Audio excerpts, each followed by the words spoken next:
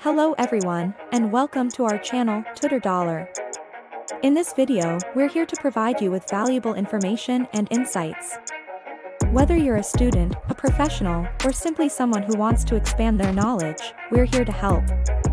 So sit back, relax, and let's dive in. Introducing some topics of basic electrical engineering.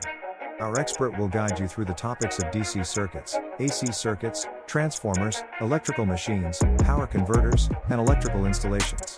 तो हम इसी question में हमें ये करना है कि टॉर्क स्पीड कैरेक्टरिस्टिक हमें डीसी सेपरेटली एक्साइटेड मोटर का हमें ड्रॉ करना है और उसे एक्सप्लेन करना है, और ये भी इसमें एक्सप्लेन करना है कि हम इस मोटर का स्पीड हम कैसे कंट्रोल करेंगे। ठीक है, तो जैसा कि हमारे पास सर्किट है, इसमें ये जो चीज है ये इसको बोलते हैं हम आर्मेचर। ठीक है, इसको हम आर्मेचर से डिनोट करते हैं। ये हमारा फील्ड वाइंडिंग है, यानी सेपरेटली एक्साइटेड का मतलब हुआ कि आपने जो मैग्नेटिक फील्ड जो प्रोवाइड करवाई है वो किसी अलग सोर्स से करवाई है। ठीक है, जैसे ये सर्किट और ये वाला जो सर्किट है वो आपस में दोनों इंडिपेंडेंट है। ठीक है, अब क्या होता है कि सबसे पहले समझ लेते हैं कि जो डीसी मोटर है उसमें कैसे वोल्टेज हम सप्लाई करते हैं और उसमें बैक ईएमएफ कैसे आएगा। ठीक है, तो हमने एक वी वोल्टेज सप्लाई किया। ठीक है, अब आर्मेचर वाइंडिंग की वजह से क्या होता है कि वहां एक वोल्टेज ड्रॉप आएगा, उसको हम बोलेंगे IA इंटू RA, और उसमें एक बैक ईएमएफ इंड्यूस होगा जिसको हम बोलेंगे E। ठीक है, the circuit equation of a speed torque characteristics of separately excited DC motor whose armature having a total of Z conductor is bound for 2p poles। ठीक है, जो 2p पोल्स है यानी क्या है, P क्या है, नंबर ऑफ पोल्स पर पेयर, मतलब पर पेयर ऑफ पोल है वो। ठीक है, तो यानी अगर P इक्वल टू 1 है यानी पोल्स की संख्या कितनी होगी, 2 होगी। ठीक है, and the brushes divide the winding into 2 parallel paths. ठीक है, हर पोल में जनरली देखा जाता है कि हर पोल में पैरेलल पाथ्स क्या होते हैं, 2 होंगे। पैरेलल पाथ्स क्या मतलब हुआ कि आपने सेम वोल्टेज लेवल पे दो एक पैरेलल में, जैसे कि इसको रिप्रेजेंट करते हैं, जैसे किसी भी नोड से अगर 2 रेजिस्टेंस जा रहे हैं यानी 2 ब्रांचेस जा रही हैं आपस में जिनका वोल्टेज आपस में सेम है, तो उसी को पैरेलल पाथ कहा गया है कि उसमें पैरेलल पाथ आते हैं। ठीक है, तो हमारी जो इक्वेशन होगी वो होगी VA equals to E plus IARA। ठीक है, where E is the back EMF of the armature given by E equal to 5ZN 2P upon 60 into 2A। ठीक है, ये क्या है, नंबर ऑफ पोल्स है 2P, ये क्या है, नंबर ऑफ पैरेलल पाथ्स है। ठीक है, तो इसको हम और से डिनोट कर सकते हैं K इंटू फाई N। ठीक है, या फिर हम इसको लिख सकते हैं K1 into phi into omega, where omega is the angular velocity. Angular velocity क्या हो जाएगी हमारी, omega equal to 2 pi into N upon 60। N क्या है, speed of the motor at the present time. ठीक है, अब क्या करते हैं कि हम इक्वेशन 1.1 और 1.2 का इस्तेमाल करके हम इक्वेशन 1.3 डिराइव करते हैं। कैसे करते हैं, जैसे कि V हम जानते हैं कि equal to E plus IARA है, तो E की वैल्यू क्या होगी हमारे पास, VA माइनस IARA। ठीक है, अब E क्या होता है, E होता है हमारा KE into phi into N। तो यहाँ पे N की वैल्यू क्या होगी हमारे पास, E upon KE upon phi, और E हमारा क्या है, VA माइनस IARA। तो 1.3 जो इक्वेशन आई वो 1.2 और 1.1 से हमारी इक्वेशन आ गई। ठीक है, अब इसमें टॉर्क डेवलप कैसे होगा। ठीक है, तो टॉर्क डेवलप का ये जो फॉर्मूला है ये हम डिराइव करते हैं पावर इक्वेशन से। ठीक है, इसका एक फॉर्मूला होता है, उसको बोलते हैं कि torque into angular velocity equals to E into IA। ठीक है, यानी टॉर्क को हम मल्टीप्लाई करेंगे एंगुलर वेलोसिटी से, वो इक्वल होगा पावर से, power supply to that motor. तो और जो power supply to that motor होगा वो क्या होगा, बैक ईएमएफ होगा और आर्मेचर करंट होगा। ठीक है, बैक ईएमएफ और आर्मेचर करंट का प्रोडक्ट। ठीक है, अब है कि KT into phi into IA हो गया। ठीक है, अब हमने क्या किया कि इक्वेशन 1.3 और 1.4 के यूज से हमने इक्वेशन 1.5 डिराइव किया। ठीक है, तो N equals to VA upon K into five minus TD upon KT into KE phi square RA। ठीक है, तो इसमें हमने देखो क्या किया, VA की जगह पे VA रहने दिया, KE फाई की जगह KE फाई रहने दिया। बस हमने क्या किया, जो IA की जो वैल्यू है उसको हमने टॉर्क के टर्म्स में कर दिया। जैसे कि ये जो IA है, IA को हमने क्या लिख दिया, ये पूरा पार्ट अपॉन K5। ठीक है, यही हमने सेम किया है। ठीक है, अब क्या है कि जब टॉर्क हमारा 0 हो, when the TD equals to 0, the corresponding speed m naught equals to VA upon KE into 5 is the no load speed, ठीक है। अब जब हमारा टॉर्क जो है 0 हो, यानी उस मोटर पे कोई भी लोड नहीं चल रहा है, यानी टॉर्क हमारा जो सप्लाई टॉर्क है वो हमारा 0 है, उस केस में हमारा जो उस टॉर्क इक्वल टू 0 पे जो स्पीड आएगा वो इक्वल टू होगा VA अपॉन K इंटू 5, ठीक है। The motor speed decreases as the torque developed increases, ठीक है। तो मोटर का जो स्पीड होगा वो डिक्रीज करेगा जब जब उसमें टॉर्क बढ़ेगा, ठीक है। स्पीड डिक्रीज क्यों करता है? स्पीड डिक्रीज तब करता है जब हमारा फ्लक्स बढ़ता है, ठीक है। फ्लक्स किसी कारण अगर फ्लक्स बढ़ता है तो स्पीड डिक्रीज होता है, और स्पीड और जो टॉर्क होता है वो आपस में इनवर्सली प्रोपोर्शनल हमेशा होते हैं। हर एक केस में किसी भी मोटर या फिर किसी भी जनरेटर में टॉर्क और स्पीड जो है वो आपस में इनवर्सली प्रोपोर्शनल होते हैं। ये आपको एक बार याद रखनी होगी। Resulting in a drooping characteristics, the speed torque curve are shown in figure 1.3. The figure clearly shows a speed drop of 2 to 3% as the torque varies from no load to full load, ठीक है। अब हम drupe characteristics देखते हैं 1.3 में, ठीक है। इसमें क्या है, हमने जो ग्राफ प्लॉट किया है उसमें है स्पीड वर्सेस टॉर्क, ठीक है। तो स्पीड हमारा y एक्सिस पे है, टॉर्क हमारा x एक्सिस पे है। तो आप जैसे देख रहे हैं, जैसे जैसे आप टॉर्क को इंक्रीज कर रहे हैं वैसे वैसे स्पीड आपकी थोड़ी सी कम होती चली जा रही है। तो ये जो ग्राफ जो 1 है, यानी जो 1 वाला जो कर्व है वो क्यों हुआ है? क्योंकि आर्मेचर रिएक्शन को हमने निगलेक्ट कर दिया है।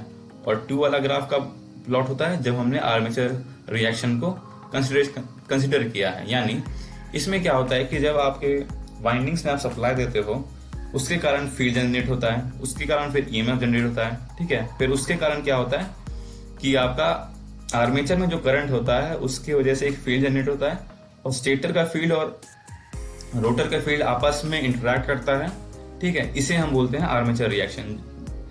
यही सेम चीज आपको मैंने शुरुआत में किसी क्वेश्चन में बताई थी कि आर्मेचर रिएक्शन क्या होता है, ठीक है। अब जैसे कि ये स्पीड हमने इसका प्लॉट कर दिया, ठीक है। तो आपको अभी जैसे जो सेपरेटली एक्साइटेड डीसी मोटर में आपको बस एक जो मेन बातें हैं वो आपको याद रखनी होगी। पहला कि इसका एक आपको डायग्राम आना चाहिए कि जिसमें आर्मेचर आप उसको बना सकें। ये इसका आर्मेचर हो गया, इसमें आर्मेचर वाइंडिंग होगी, इसमें शाफ्ट भी लगा होगा, ठीक है। ये घूमेगा, ठीक है। यहाँ से हम सप्लाई देंगे वोल्टेज सोर्स का, डीसी सप्लाई देंगे हम यहाँ पर, ठीक है। और ये हमारी फ्लक्स के लिए है। फ्लक्स क्यों जरूरत है? हमें क्या करना है, इलेक्ट्रिकल एनर्जी को मैकेनिकल एनर्जी में चेंज करने के लिए हमें मैग्नेटिक फील्ड की जरूरत होती है। उससे प्रोवाइड करवाने के लिए हमने क्या किया है, एक फील्ड के लिए हमने अलग से एक एक्साइटेशन दिया है, ठीक है। ये एक एज अ इलेक्ट्रोमैग्नेट भी हो सकता है, परमानेंट मैग्नेट भी होता है, ठीक है।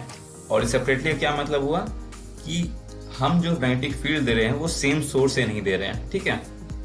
और एक तो ये आपका सर्किट का डायग्राम हो गया, और दूसरा ये कर्व हो गया। और हमेशा क्या आपको याद रखना है कि स्पीड और टॉर्क आपस में इनवर्सली प्रोपोर्शनल रहेंगे, ठीक है। और बाकी जो इक्वेशंस हैं उनमें आपको बस ये ध्यान रखना है कि इसकी वैल्यू जो होती है, ई की वैल्यू ये होती है 5Zn 2p/62a, और ये वाला इक्वेशन, ठीक है। इससे आप कभी भी डिराइव आगे कर सकते हैं, और इन्हीं इक्वेशन के यूज से आप कोई भी कर्व बना सकते हैं। जैसे कभी आपको पूछ दिया कि आप टॉर्क और करंट का इक्वेशन आप ग्राफ बनाओ, तो आप क्या देखोगे कि अगर फ्लक्स आपका कांस्टेंट है, कहीं पे फ्लक्स अगर कांस्टेंट है तो टॉर्क और करंट क्या हो गया, डायरेक्टली प्रोपोर्शनल हो गया। यानी इसका जो ग्राफ बनेगा तो कैसे बनेगा, स्ट्रेट लाइन बनेगा पासिंग थ्रू 0, ठीक है। जैसे जैसे टॉर्क बढ़ेगा वैसे वैसे करंट आपका बढ़ेगा, ठीक है। तो आपका ये हो गया ये वाला सवाल। अब आगे बढ़ते हैं। अब जो क्वेश्चन जो है हमारे पास वो है कि describe the basic circuit of single phase rectifier with R load and DC DC converter, ठीक है। तो हमें क्या करना है कि सिंगल फेज रेक्टिफायर को एक्सप्लेन करना है। सिंगल फेज रेक्टिफायर में जब उसमें रेजिस्टेंस लगा हो, और डीसी डीसी कन्वर्टर को भी एक्सप्लेन करना है, ठीक है। तो सबसे पहले हम रेक्टिफायर होता है क्या है, रेक्टिफायर जो होता है वो हम क्या करता है, AC टू DC कन्वर्ट करता है। यानी आपने उसको AC सप्लाई दिया और उसने फिर उसको DC में कन्वर्ट करके दिया, उसको हम बोलेंगे रेक्टिफायर। सिंगल फेज का क्या मतलब हुआ कि आपने जो सोर्स ऑफ सप्लाई है वो सिंगल फेज है, हमारे जो नॉर्मली जो घरों में आती है वो सप्लाई, वो भी सिंगल फेज होती है।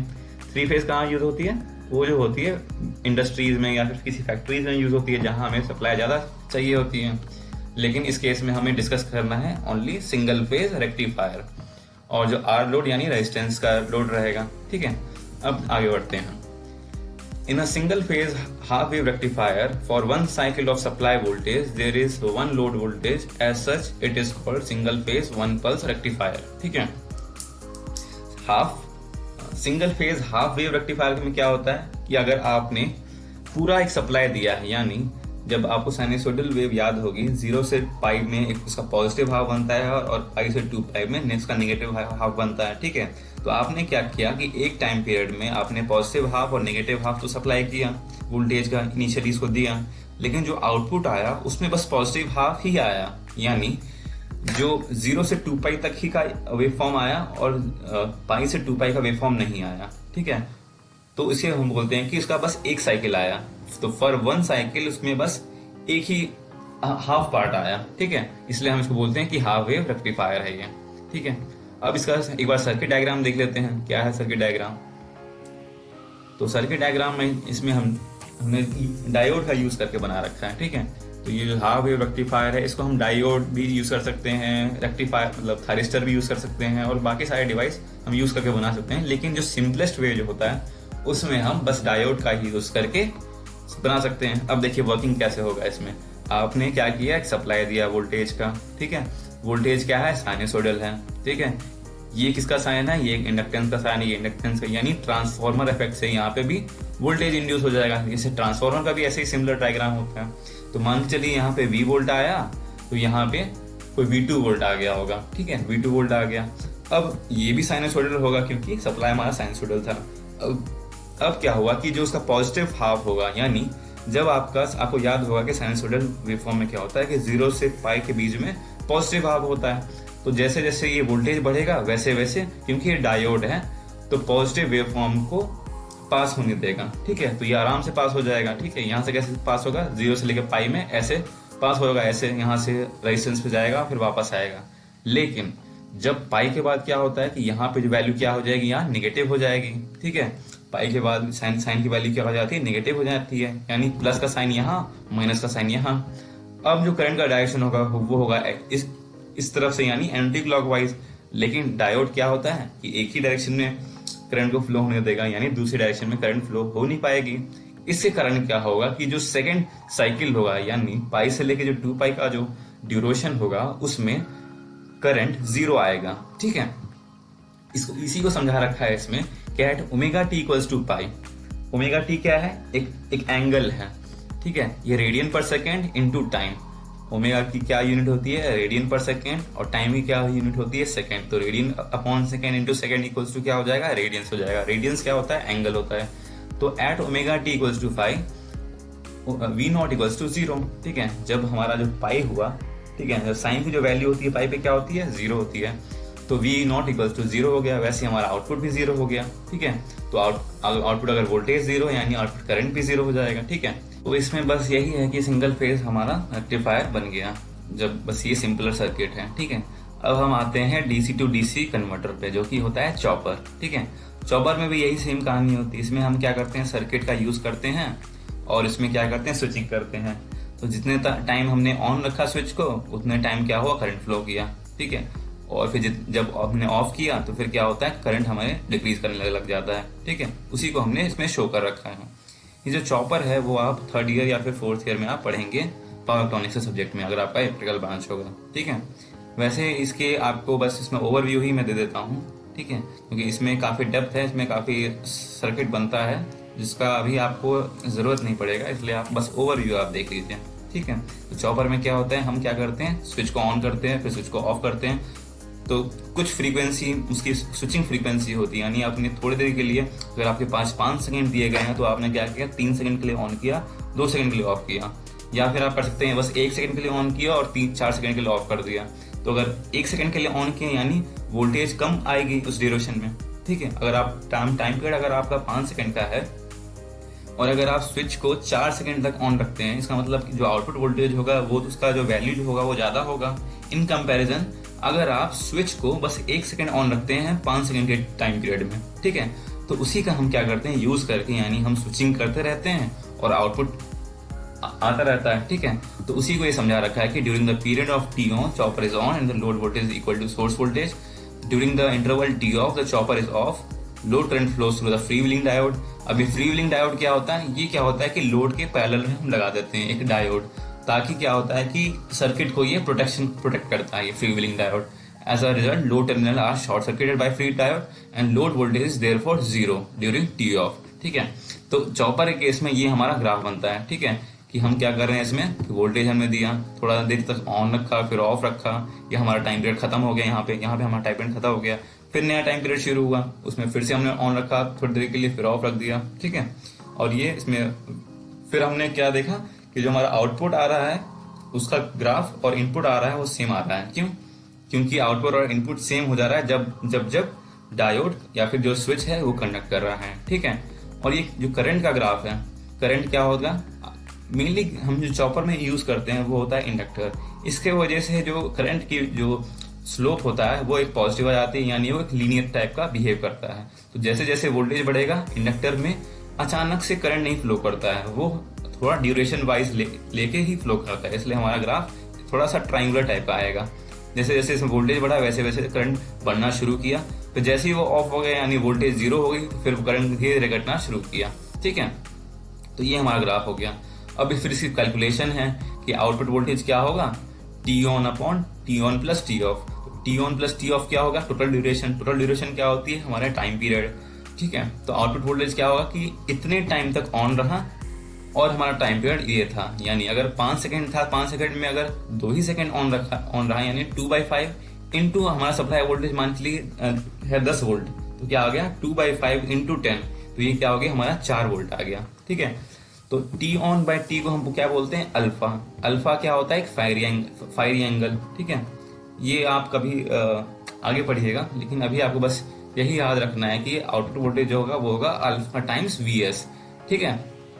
और टी ऑन क्या होगा, ऑन टाइम, टी ऑफ क्या होता है, ऑफ टाइम, ठीक है। और टी क्या हो जाएगा, T on plus T off, that is chopping period. Alpha क्या होगा, T on upon T equals to duty cycle, ठीक है।